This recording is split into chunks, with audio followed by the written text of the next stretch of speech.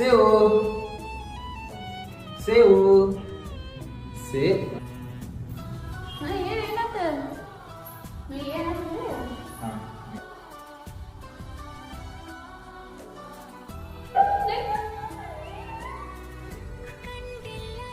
ये बात चंद देखती थैंक्स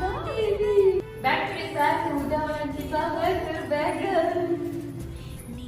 वाह इससे चंद सही